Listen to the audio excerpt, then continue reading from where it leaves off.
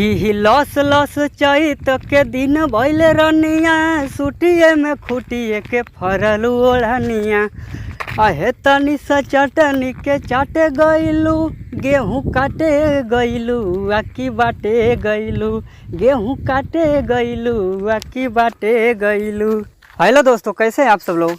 उम्मीद करता हूं कि आप लोग बढ़िया होंगे। और आप लोग जानते हैं कि इस समय नवरात्रि का समय चल रहा है, तो पोस्टर देखकर आप लोग जान ही गए होंगे कि इस 21 धुन पर सॉन्ग लिखा हुआ है।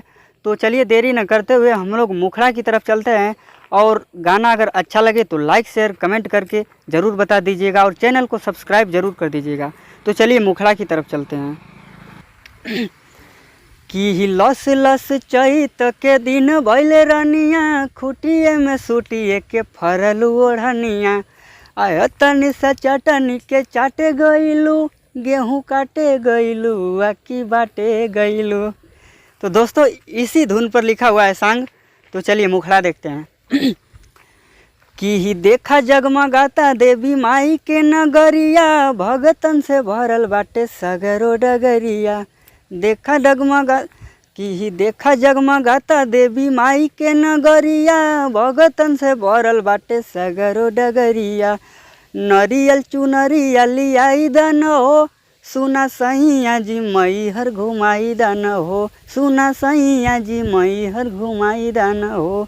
तो दोस्तों ये मुखड़ा देखकर तो आप लोग जान ही गए होंगे कि बहुत बेहतरीन सॉन्ग है और आप लोग कहीं भी स्टूडियो में कहीं भी जाकर गा सकते हैं इस गाने को। नो कॉपीराइट का कोई डर नहीं रहेगा मेरे गाने पर, बस आप लोग म्यूजिक नया बनवाइएगा।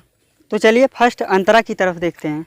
कि माई के मंदिरिया में शीशवा झुकइबे खुश होइए माई हमर श्रद्धा पुरई है माई के मंदिरिया में शीशवा झुकइबे खुश होइए माई हमर श्रद्धा पुरई है अरे सम के सड़िया लियाई दन हो सुना सैया जी मई हर घुमाई दान हो सुना सैया जी मई हर घुमाई दान हो।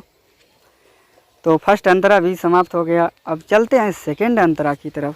कि पिया संदीप काहे करेला बहाना रूस जाई में हरी तो खाई नहीं खाना पिया संदीप काहे करेला बहाना रूस जाई में हरी तो खाई नहीं खाना मेला में कचौमिन खियाई दन हो सुना सैया जी मई हर घुमाई दन हो सुना सैया जी मई हर घुमाई दान हो।